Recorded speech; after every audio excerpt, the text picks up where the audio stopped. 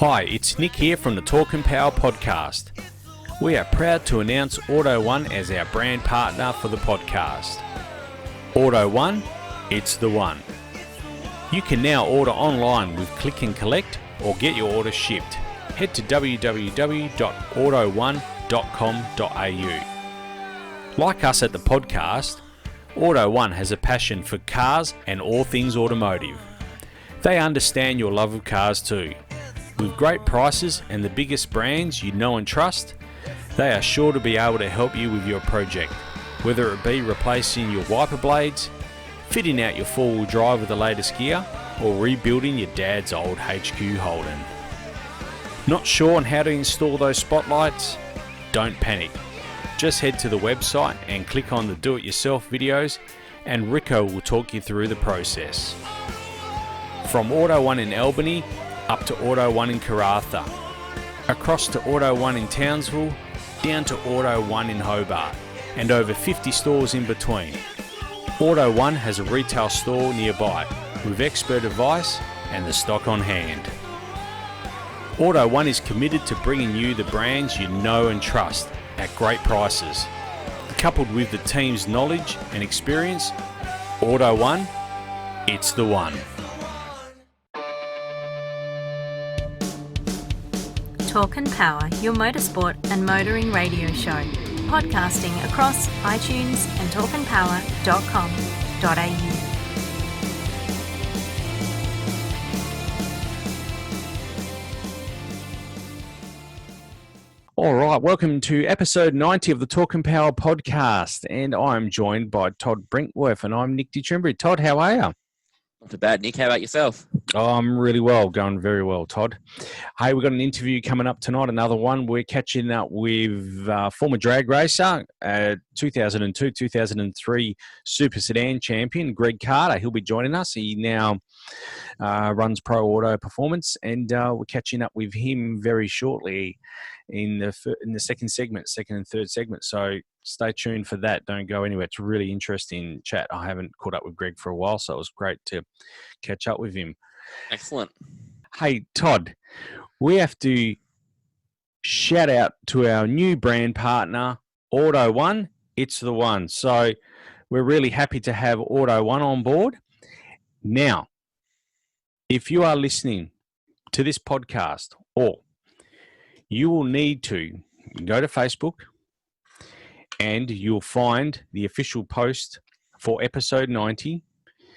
Share that post, comment on that post, and like that post. You got to do all three things.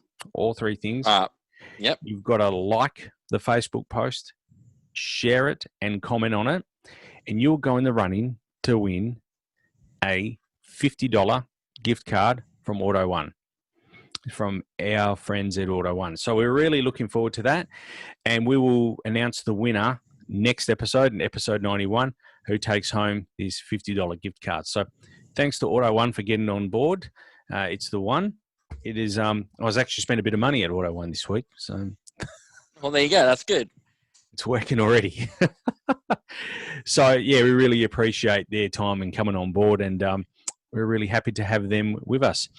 Now, speaking of subscriber, the prize pool, we gave away all that loot on Friday. We caught up with the winner. We posted that on Facebook on the weekend. So congratulations to Robert Harvey of Monster Talk. He took home all of the prizes. We'd just really like to thank All Fast Torque Converters, Benzene Detailing, Sylvan Australia for their donations. And it was great to catch up. I caught up with Rob on Saturday. He's quite busy at the moment. He's actually flat out, were his words. He was open all day Saturday, just getting some work in. So he's taken home all those prizes. So thanks, Rob, and thanks to Nicole and Simon at All Fast and Johnny at Benzene and to the team at Sylvan Australia. Anyway, Todd, what have you been up to anyway? Just tell us a bit about what you've been up to recently. I was going to say not much, but I guess sort of planning some stuff for us to do, if that makes sense. Yep. I'm going to the Targa word, you know. We're heading off down south soon, which, yeah, and I've just been planning a few things around that. As for the Evo, which we can see in the background if you're watching online, been driving it sort of as a daily almost. At the moment, I can't see myself doing any events till later in the year. Yep.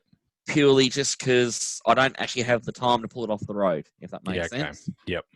So, yeah, and that's been about it, to tell you the truth. So that's the problem. I mean, at the end of the day, when you take a car off the road, or to do that work, it's a big commitment. You got to prepare yourself to have the car off the road for X amount of time, and if you're not, if you're unable to do that, then that can be quite difficult, can't it, Todd? Yeah, that's right. I mean, I'm banking on it being off the road for probably a month once I get everything lined up. Mm. But the problem is, as I said, I'm sort of working a different job now, and I've actually been using it to commute to work because, believe it or not, it's actually pretty easy to commute to on certain days of the week. And I don't want to run the risk of having to pull it off the road and having no spare car at the moment. It's a problem. Yeah. So but we'll get there. So no, that's fair enough. Things out. Yeah. Yeah. Yep. And we're looking forward to Targa Southwest as well. We're looking forward to that, heading down there, and that'll be a big day for us. And what's a big weekend for you? I'm just going to be down there for the Saturday, and but no, looking forward to it. Can't wait. So yeah, no, it should be good. The 8th of August. That's right. Yep. I'm wrong. No. Okay. Cool. No, the 8th of August. Yep. 8th of August. All right. No worries. Now, Formula One. We need to touch on Formula One, and I've written in the notes. Have I mentioned Oscar Piastri? Have I said that name before? Oh, you've said that name before. Yeah, I think so. I think on the last episode I said Google it, search for it. Look, whatever you do, just follow this guy. He is the next name we're going to see from Australia in Formula One. I have absolutely no doubt. He is making some massive inroads into the Formula 3 championship. He's now leading the championship. He got 2 second places on the weekend in Hungary. One of them was in the wet too. So he is a Melbourne young man, and he is going places. So if you don't know about Oscar Piastri, please, for goodness sake, Google it, look him up, follow his Facebook page, his social media. He's only a young guy, so I don't know if he has someone doing it for him or he does it himself, but whatever, get on board. If I haven't mentioned it before, I know I have. I'm being sarcastic. Hey, look, I just want to touch base about Formula One. It was the race itself was probably the most boring we've had. I was going to say all year. That wouldn't be too hard. We've only had 3 races, but Lewis Hamilton basically lapped the entire field except for 2nd place and 3rd place, and I'm not sure about 4th, but he lapped. I know for a fact he lapped everyone from 5 down. So, that aside, you were going to say something? I was going to say he could have stayed home and still won it. Yeah. Like, you know what I mean? Like, and there's a bit of truth to that. Yeah, I was about to add. I was thinking about it in the car today on the way home. Actually, I'm like, much respect to Lewis because he's that good, but then also, I don't know, go race BMXs or something, Lewis. Like, let someone else win. No, I think he's putting the target on his back, and I'm hoping that someone can rise to the challenge. But so far, we haven't really seen anyone. I did make a note in the notes here: Racing Point, car or driver, and I put a question mark there, and I said, this is as respectful as I possibly can be to Lance Stroll and Sergio Perez. They're okay drivers, but they qualified 3rd and 4th. Racing Point have come a long way in the off season. I really, question, is it car or driver? And I think in this case it's car. I don't know. I think Red Bull and Ferrari are certainly on notice now. Yeah. No, there's definitely a lot of people out there where it's the car. Like, even previous years, at least you had 3 or 4 drivers that it was the driver and the car. Yeah. this year it's a car. And to be fair, like, I'm going to say his name again, Lewis, they keep handing him such a good car, so he keeps being a good driver, if that makes sense. Like, chuck him in a Toro Rosso, see how he goes. I know it won't happen, but I'd just be interested, put some pressure on him. So, yeah.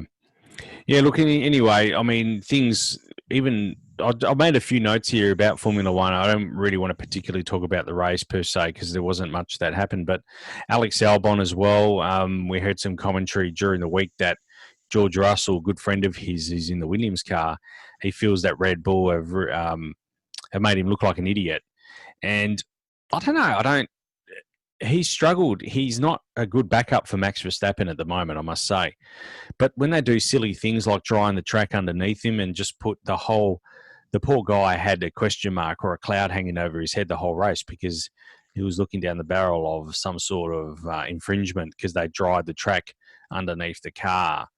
Yeah. So on the start line, which, look, I take my hat off to Red Bull for doing it, but is it really in the spirit of the sport? I mean, do we see all the teams do it? No. Is it really? Do you really need to dry that 8 square meters of bitumen underneath the car? I know he'll get a better launch from it, but these cars have anti-stall now. Yeah. I don't know. It'll stop him from obviously spinning the wheels, but I don't know.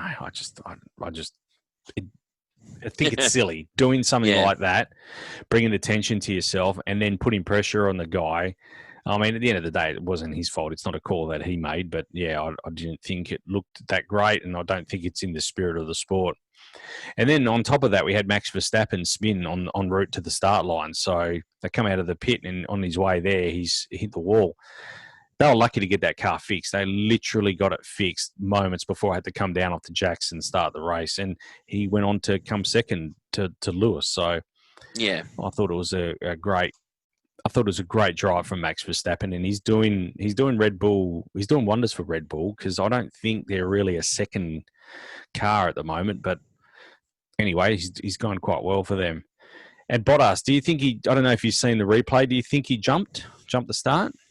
I didn't watch much of it at all, to tell you the truth. Yep. I watched a bit of the highlights, and I must admit, I'm more excited at the moment about some of the off-field antics. I know that sounds really bad. Yeah. But the carrying on off-field is almost more entertaining than on-field. But anyway. Anyway, so you look, when it's all said and done, Lewis Hamilton went on to win the Hungarian Grand Prix, and they got a week off now. They've had raced 3 weeks in a row. They got a week off, and then it's a double header in Silverstone. Yeah. So I'm actually looking forward to that. Silverstone is probably one of my favourite tracks. Ferrari have gone reasonably well there. Not last year, but they have done the year before. Have gone reasonably well there. It'll be interesting to see how they go this year. Anyway, at Silverstone, we've got a double header coming up. Yeah. Hey, Todd, I think we should take a break here. We've got Greg Carter coming on. So we'll take a break. We'll catch up with Greg, and we'll be back with more right after this. The Auto One customer loyalty program, the Auto One Club, has been designed to provide privileges to loyal customers. Head on over to www.auto1.com.au and click on the club membership tab, or alternatively, head into your local Auto One store and ask about the benefits that come with being a loyal Auto One Club member. While you're in the store, be sure to check out Auto One's extensive range of Impact Automotive garage tools, floor mats and coolant. The Impact Automotive range offers quality products at affordable prices. From a 3-ton heavy-duty trolley jack to an adjustable mechanic seat, the Impact Automotive range has a garage tool that'll suit your needs. The range has also well over 20 different types of floor and boot mats to suit your ride. They come in rubber or fabric with a PVC backing to stop slipping. Also in the range is an extensive choice of coolant. Whether it be pre-mixed or concentrate, the long life range of red and green Impact Automotive coolant is bound to have a product that suits your needs. To view the full range of Impact Automotive products, head on over to www.auto1.com.au or visit one of their stores. Auto One is committed to bringing you the brands you know and trust at great prices. Coupled with their team's knowledge and experience, Auto One, it's the one. All right, welcome back to the Talking Power podcast. We are with Greg Carter. Thanks for joining us, Greg. It's great to have you here. Yeah, thanks a lot for inviting us on, Nick. Looking forward to having a chat. You've been on my list for some time now, and there was a post on Facebook the other day that you were tagged in. I said, you know what, I'm going to reach out to Greg. So, Greg, look, we've known each other for a long time. We sat at WASMA together back in the early 2000s. You were pretty instrumental there. We'll talk about WASMA a little bit later, but tell us, how did you get, even before drag racing, tell us your interest in cars. What the love affair of cars was like back then? Yeah, well, it's interesting when I look back that, how early it started. It actually started before cars.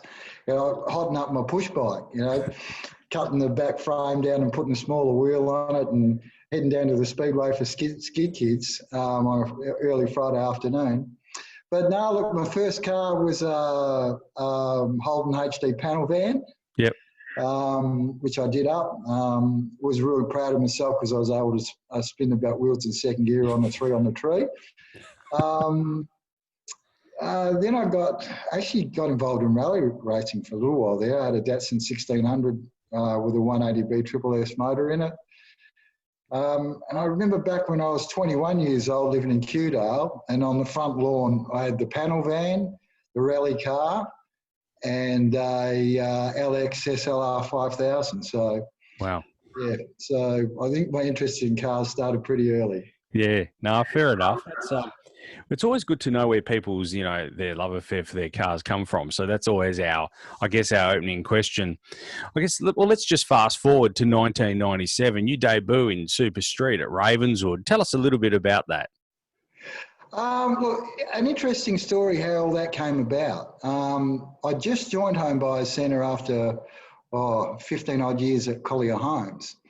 In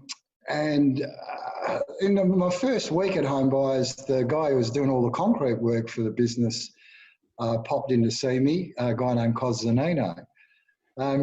We got on pretty well, and so he'd drop in every week and we just have a bit of a chat. And one day he said to me, I'm going to build a drag car. And I said, oh, yeah, that's interesting. He said, would you like to drive it for me? And I've gone, sure, but, if you're going to build a drag car, well, why wouldn't you drive it? He said, I used to race back when I was in Sydney, and I've promised my mum that I'd never get behind the wheel of a race car again, so how about you having a crack? I didn't think much more of it until, about a month or so later, he rocks up, drops in and comes into my office and says, hey, come out the front of the car park. I says, why? He says, I've got the new drag car there. I go out the front and he's got a registered LX SS Tirana hatch. Wow. That's pretty sweet. And anyway, over the next few weeks, I didn't even know when the drag racing season started then. I mean, I'd been to the drags many times, but I'd never actually set foot on the track. Yeah. Anyway, he put a 350 Chev in it and a 2-speed, and in this old shed we had down in Rockingham, and we went down to Ravenswood, 1997, first meeting. Didn't know what I was doing really, but seemed to have a bit of a knack for it, and actually went through to the final and went runner-up because I didn't know that you could break out. I didn't know you could go too quick. So, yeah, that's where it all started. That's incredible, actually. So, tell us then the transition from that car you went into, in my mind, the car that you're probably most famous for, the Super Sedan Tirana, the Home Buyers Centre Tirana. Tell us how that car came to be. And you still got that car? Yeah, I have. It's a beautiful car, and in my opinion, probably one of the nicest Tiranas on a drag strip anywhere in Australia. But how that came about, Cos had been speaking with Wayne Keys, and I think at that stage Keysy was building his BMW. Yep.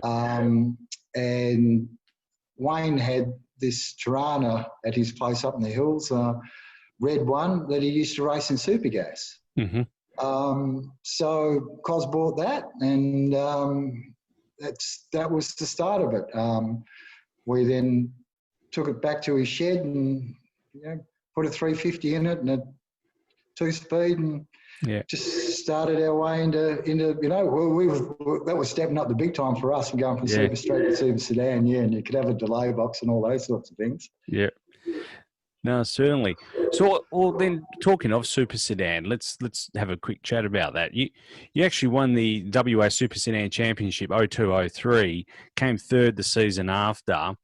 I'm just going to go through some of your competitors here. Daniel Gregorini, Graham Kennedy, Shane Wind, Al McClure, Brenton Baxter, Colin Mortimer. I mean, these are all some of the most reputable names in drag racing. So how hard was Super Sedan back in those days? Oh, mate, it was bloody tough. Super competitive. But look, great camaraderie amongst all of those people. They were, those guys were really at the top of their game when I joined Super Sedan. And look, I've always had a bit of a philosophy on life. If you want to try and be the best at something, then you got to mix it with the best. And I wouldn't say I was ever intimidated by any of them, but I certainly held a couple of them in awe. They were great races. And I built some great friendships with a lot of those guys, particularly Shane Wind. Built his house for him.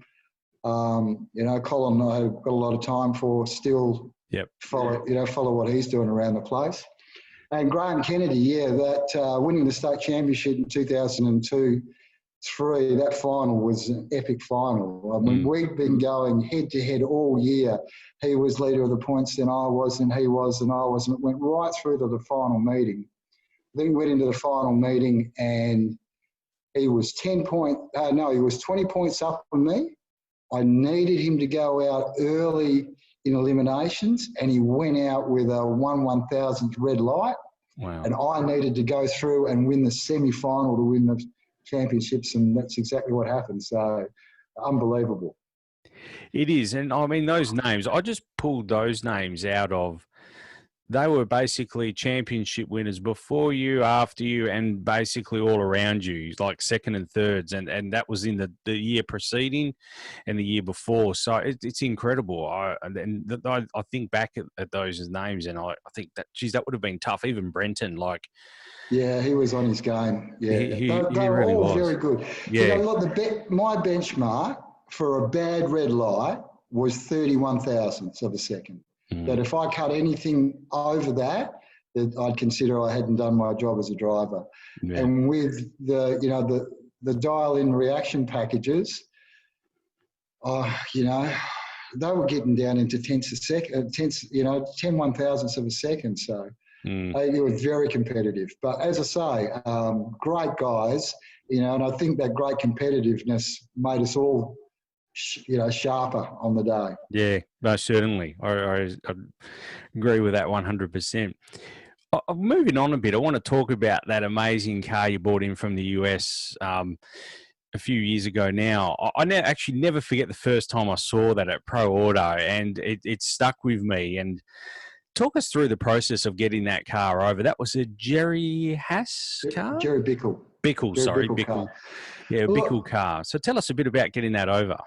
Well, how it started was, all drag races. I wasn't happy doing, 820s in the Tirana anymore. I wanted to go quicker. So I was looking at putting a huge motor into it, and I was looking at some Steve Schmidt competition engines. And the more I thought about it, and a bit of advice from Hop from OK Cylinder Heads, who was building my motors, was it's probably not the thing to do, Greg. So, I started sniffing around and came across a car that Jerry had for sale. He just built it on spec. It was a 2010 Cobalt Top Sportsman roller. So I got hold of Jerry and got on like a house fire. He was just such a gentleman to deal with, and I knew his reputation for building good drag cars. So, I did a deal with him, bought the car, then had a few chats with Steve Schmidt, again, another great guy to deal with. He built a 667 cubic inch competition motor, sent it to Jerry, and then put that together with a Reed 2-speed. Jerry set the whole car up, got my weight, set everything up in the car, and put it in a container and shipped it to Perth. Yeah, okay. And I'll tell you how good it was. We unloaded it out of the container. It hadn't been out of the container for more than 30 minutes. We had it fired up. Yeah. Yeah, I remember that you were telling us that, and the car was literally turnkey, wasn't it? It was. It was. Yeah, it was. And there's a lot of trust in that. It was all done over the internet and phone calls. Some would-be drag racer from little old Western Australia dealing with these big guys in America. Yeah. But it was a sweet deal, and it was an awesome car when it arrived. Yeah. So I just want to talk through that then. So it's 2010. You've licensed. You went 739 licensing from memory. I haven't got that written down, but at the opening meet, you're looking at the track record and national record in some qualifying passes. So you go 716, 714 on the Friday night, I think, and then on the Saturday you go 7009 at 198 mile an hour. This is basically the car's first competition outing, isn't it? Yeah, it was. Look, I knew it was a good car, and Jerry told me what it was built to run. The car in the States with the same setups were running 680, 685s. I certainly didn't want to go that straight away after, running a car that had only ever run 8 seconds before. But, that was, almost indescribable experience. The adrenaline rush launching one of those things off the line there is nothing like it. Yeah. I think there's a YouTube video still floating about from the guy that used to do your cameras. I can't remember his name now. Dave. Yeah, Pommy Mike. Yeah, it's a Drunk Pom production. Yeah, that's I think if you go to YouTube and put in Pro Auto Cobalt, it'll come up. Yeah. So check that out. It is amazing. I just want to jump then forward to March of 2011. It's the Westernationals. Now, this is all in my mind, but maybe it wasn't as big as what I thought it was. Our co-host, who wasn't able to make it tonight, he was debuting his door slammer in Super Sedan as well, and he was going up. He made no secret of it. He was going after ET a mile an hour record as well. This is March 2011, and you're doing the same thing basically. You walked away with the record, and I don't believe Simon didn't go quicker than you at that event. So. Was that build up of that event just in my mind, or was that a real? It was real, Nick. It was real. When the car, I saw it on the entry list, and then I saw the car down there, and I'm thinking, what the heck have we got here? And here I'd only, I was going for the national record, and all of a sudden I got this door slammer up against me. I thought I was shot, to be honest with you. But I also knew, the trick about drag racing isn't about how much power you've got; it's about how much power you can get to the tyres and get down, and stick it to the track. So, I was fortunate enough to, to set both ends of the national record and top qualified. So that's. I look back on that as, one of the, highlights of my, not only drag racing career, but a highlight of my life to, at one stage be the best at something in Australia. Yeah, no, I certainly remember. I know Simon beached it actually in qualifying. I said, this isn't good. And I was in the tow vehicle on the way back, and you were going down the track. And I think you went 6.9 something on that pass. And I was actually at the finish line when you were going through. And I said, I looked up at the sign. I saw 6.9. I said, oh, geez, that's not good, because we had hours of vacuuming to do still. So, it wasn't to be. But I do remember the build up to that, and it was quite. And I think I look back at that with such fond memories as well. Like if we could get Super Sedan. Not the main game, but like people coming to the stands watching Super Sedan, I think it was a great thing, to be honest. Oh, mate, and it was tough with those big horsepower cars then. Without top sportsmen, there was no burnouts over the start line. So, Yeah, pushing the other side of, in the Cobalt, for instance, 1,400 odd horsepower, and having to pull up before the line and have nothing forward of the line to stick to. Yeah, that made it a little bit hairy. I bet. Greg, one of the things I talk about with a lot of our drag racers that come on is branding. We spoke with Jason Hedges late last year about branding. His Deco Glass, well, he doesn't own it anymore. But I wanted to talk about branding with you. Like the Home Buyer Centre and Pro Auto, they identify those brands are really identifiable to your cars. In your mind, are there deliverable, tangible benefits for those that put branding on their cars? Oh, no question at all, Nick. No question at all. It's one thing to see, a nice car going down the track, but and you do tend to build a bit of a fan base, particularly if you've got a car that's not so much unique, but pristine and well presented and raced professionally.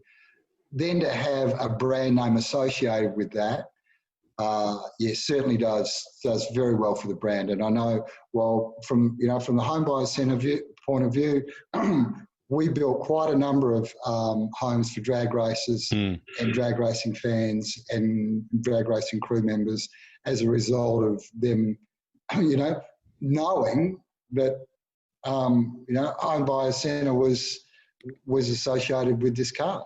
Yeah. And then when we transitioned to Pro Auto Performance, again that was a bit of a boost for that business as well, and getting it was a new business coming into the field when there was a lot of competition back in those days in the performance field, that gave us a bit of a kickstart as well.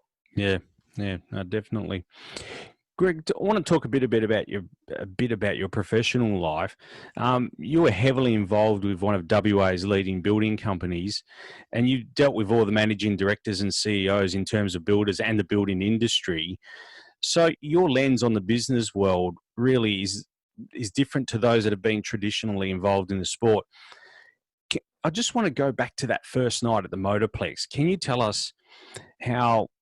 I mean, you were the focal point in the how Western Australia Super Street, Super Sedan and Modified Association. Can you tell us how that all came about that night? Yeah, it was an interesting, if not frustrating night. It was the opening meeting of the Motorplex. They obviously, had a lot on their plate. I don't think things were going particularly well for them from a timing perspective, with a few issues that they'd had, which resulted in Super Street and Super Sedan sitting in the staging lanes for literally hours and hours and we couldn't get any answers through the stewards. There was really poor communication. We were sitting there, and other brackets would run, and Group 2 brackets would run, and we were still sitting there. There were actually drivers asleep in the car. And the frustration built up amongst the drivers. Again, I think, communication is just such an important thing in life, and there was no communication. I couldn't even say poor communication as to what was going on. And as a result, a few of the drivers started talking in the pits about what we were going to do, and we decided to withdraw from the event. And drove all the cars back into the pits, which I think in the end was a bit of a blessing for the Motorplex, because it had enabled them to finish the meeting. That frustration then got to a few people and who were angry and all the rest of it. And I don't know, I took a bit of a lead role, and we decided, maybe we should form some sort of association to get a voice for Group 3, and organised a meeting, I think, at Market City Tavern. Yeah, Market City Tavern. And as a result of that, Wasmer Drag Racing was born really out of that first event at the Motorplex. Yeah. It was a great association, and I mean, it's morphed into something different nowadays. But I have fond memories back in those days, and I think what you did back then was really probably won't see that again. And it was great to be part of it, to be honest. It really was. Yeah, well, I'll tell you couple of interesting stories about what happened that a lot of people probably wouldn't know. Is after the meeting, I shot an email off to Peter Pike, a very barbed email, and I've probably learned a lot since then about not sending emails when you're angry.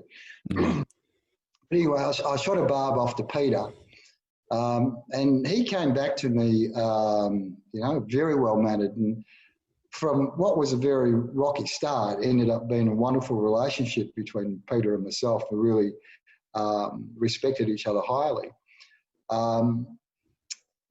And not long after that, and Wasmer had only been going a short time, I got a call from Gary Mozovich, who wanted me to come down to the Motorplex and have a chat to him about this association that had been formed. And I went and had a chat with him and Peter, and he was concerned that we were forming a drag racing union. And I said to him, well, no, it's not that. Westside existed at that stage, but it wasn't primarily focused on Group 3.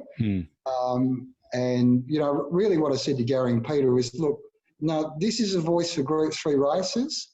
What it will enable you to do and the Group 3 races to do is have very easy communication. If you want to get communication out to Group 3 races, you don't have to talk to 150 people. There's just one place you can come to, which will represent that group. And, it was all good from then on. Yeah. No, that is a great story, and Peter Pike, a great man as well, and we wish him well, whatever Peter's up to these days. So moving on from there, you formed in those early part of the Wasmer Association, you also formed Pro Auto. You started Pro Auto Service Centre in Canning Vale. What was it like at the time running a business like that and also working for one of WA's, they were WA's biggest building company? Look, honestly, I was very fortunate to have wonderful people at Home Buyers and wonderful people at Pro Auto. I'm a good organiser and a good manager and a lateral thinker and, quite logical about the way I go about things. It was a handful because, there was those two businesses and Wasmer at the same time, which actually took a lot of time, particularly getting it up and running and organising things and all of the competitions and other stuff that we ran. But no, look, I like being busy, and I thought that when I started Pro Auto, that I could bring something different to that industry. Yeah. And that's how I went about the business at Pro Auto. And, when I thought about it, so people ask me, why did you start it? And I'm going, well, because I wanted something to do when I retire. I didn't want to get to 60, 65 and go and play golf and buy a caravan. Yeah. And my passion was cars. So, so I'll just start this up and have it running in the background, which is pretty much what I did. But my view was I didn't want to be like everybody else. I wanted to be different. And so I brought a lot of the things that I learned in the home building industry into the car service and performance industry, such as, a comprehensive showroom. Yeah. Dynos in those days was secret squirrel. Anyone who had a dyno was down the back and it was secret and you couldn't go there and you couldn't see what was going on. And I did the opposite, I built it off the showroom with a massive glass display wall and TV screen so you could see all of the stats on the, that were coming off the dyno live. And the same with cars. I thought, well, I'll use the display home managers with cars. I'll build rolling display homes. In other words, put all of these vehicle enhancements, suspensions and exhausts and superchargers on the cars, and then people could come out and experience it for real. Yeah. So, I'm different. We are extremely customer-focused business. most of the guys that are still in the performance industry in Perth came up through that. They came up being mechanics and came up through that field where, I didn't. Cars was a hobby, and, my business was about being a professional manager. So, it brought a different way of looking at things. And I still believe that, the way that we do it, that it gives the customer the best experience they can possibly have. And business is all about customer service and repeat customers. Yeah, no, definitely. Greg, talking of then Pro Auto, I mean, your love affair, I'll call it, with the GM brand has always been evident in your race cars and your road cars as well. They're always a great example of top-end General Motor products. But these days, you had to shift to follow the market. So tell us what was involved in moving over to that more of an SUV or four-wheel drive and Mustang-based performance market. Yeah, look, as I said earlier, when I joined Pro Auto full-time in 2017, it was obvious the business had been very successful in the GM enhancement area. It was obvious that wasn't going to be continuing for very much longer. So I just took an objective look at the market, at what were the top selling cars. And the top selling vehicle at the time, I think, was a Toyota Hilux, and the top selling sports car in Australia was a Ford Mustang. Yep. So I thought, well, that's where I'm going to go. That's where the business is at. And so, we bought ourselves a Hilux and, did a few modifications to it, and bought myself a 2017 Mustang GT, and then used that car as a demonstrator car. We started with that car dead stock, put it on the dyno, took it down the track, ran a quarter mile, got the statistics, then did some, low-end performance enhancements, did the same, then did some mid-end or mid-range enhancements, got the same data, and then finally took it, to, what I classify as a pretty tough street car that ran 1094 at 131 mile an hour. Again, that way, what we were selling people at Pro Auto in terms of what performance they could expect from their Mustangs, we'd proven on the dyno and on the track and had the data to back it up. So, that just gave people confidence to go, I'll have that supercharger, and I'll take this and I'll take that because I know what I'm going to get from the money. Yeah, okay. No, it's really interesting, and we've seen a lot of performance shops have to morph into like a different field with the closure of Holden. So, and it's great to see that. As you were saying before, you're probably the busiest you've ever been. So that's really great news. Greg, I want to ask you, it's a really open-ended question. But this is, you're the guy to ask this question. So, I know you go to the track quite regularly with the Mustang on Wednesday nights, and you're there. I see you as a spectator as well for the National Opens. You still remain very connected to the sport. So we need to ask, where does the sport of drag racing need to go in general to survive in 2021 and beyond? Well, I don't have the magic answer for that one.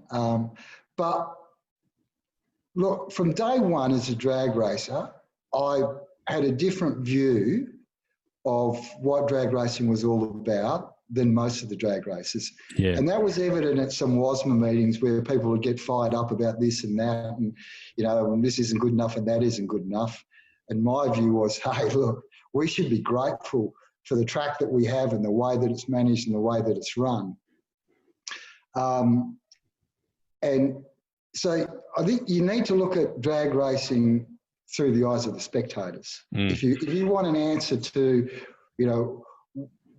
what's going to give drag racing the greatest success, it's going to be the spectator experience. Yeah. Now, drag racing is an awesome spectator experience, and I think people that go there for the first time are just blown away, had no idea of, of the quality of entertainment there is.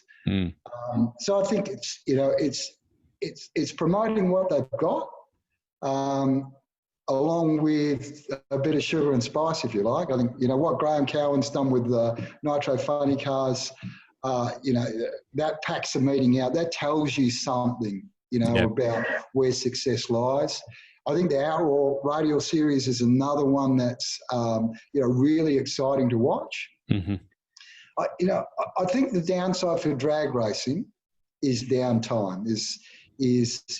When there's nothing on the track, that's when people start to question, I think, about how long are they going to stay there. So I don't know.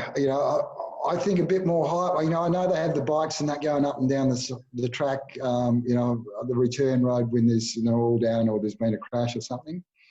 Maybe there's something to do more. They've got an awesome big screen. Ray Cruz has been working, tirelessly in this off season and redone all of the PA system and a whole lot of other things. Maybe there's something they can do with the big screen in terms of,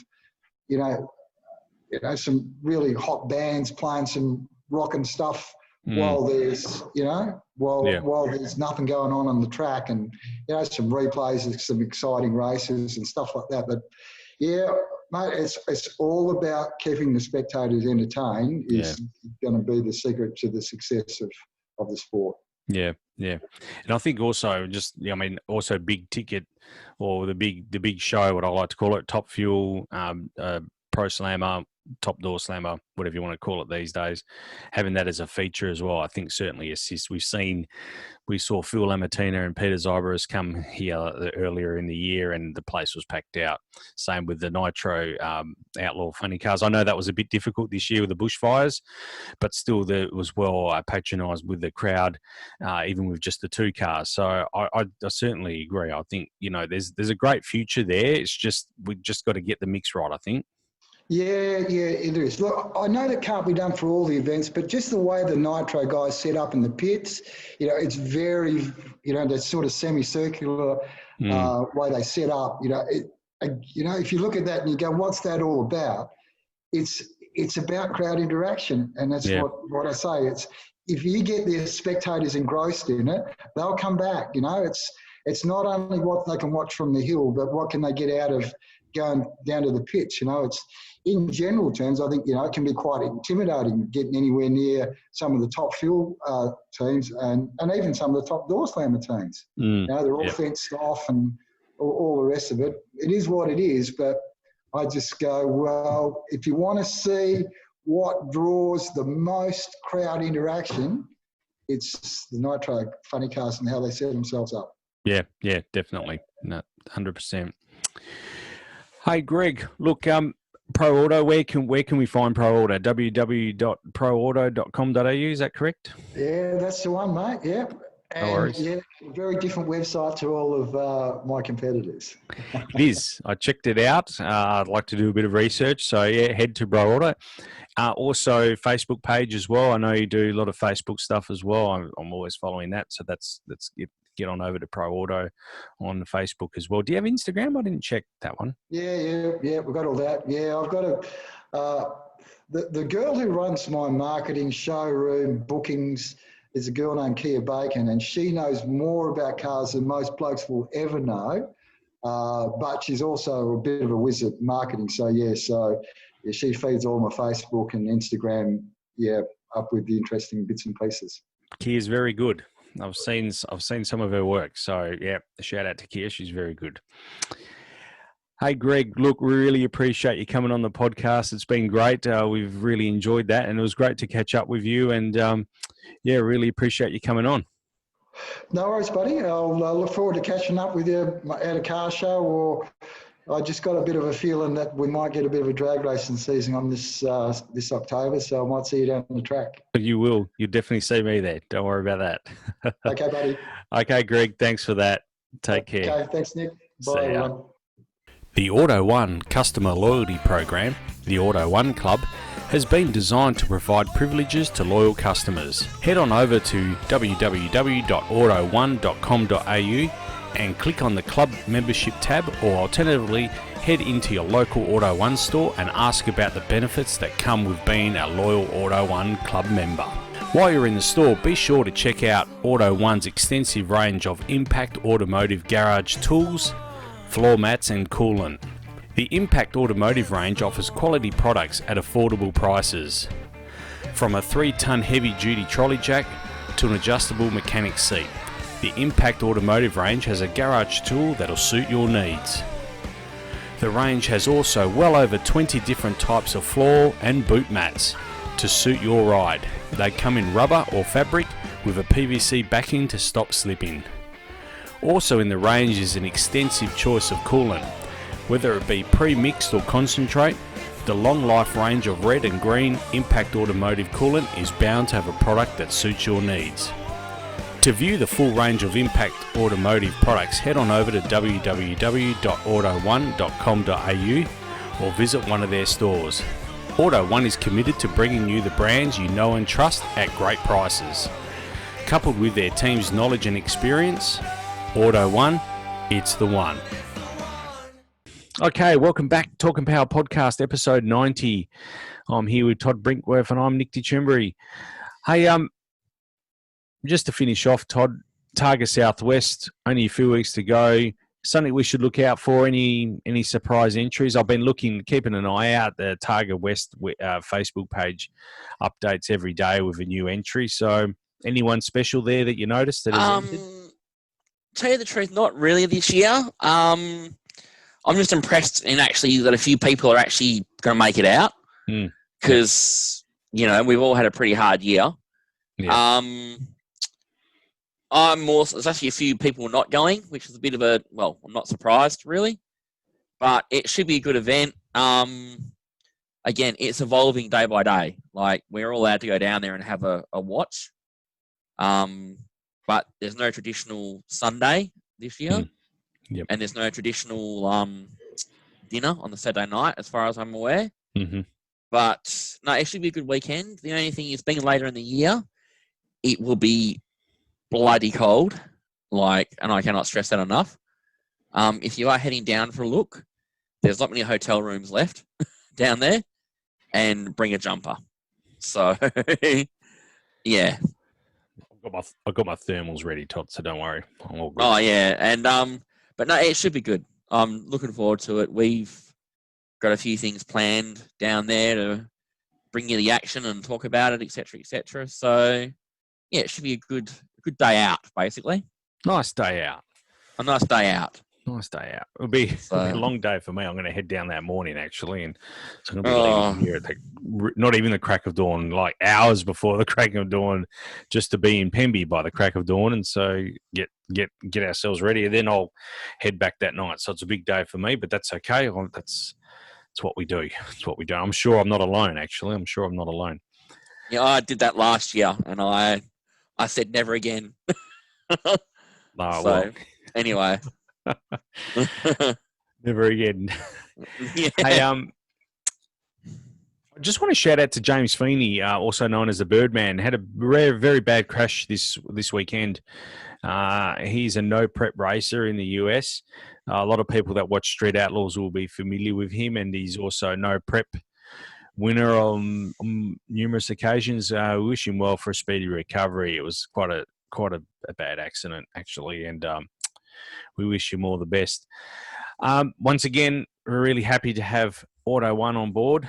You can see you go on the run-in to win a $50 gift card if you like, share, and comment the official post on Facebook for this podcast, episode 90. We only put out one post when we release a podcast on Facebook, only one. So if you like, share, and comment, you got to do all three of those things. You go on the run-in, you'll get a $50 gift card from Auto One to spend on all the good stuff. Todd, all the good stuff.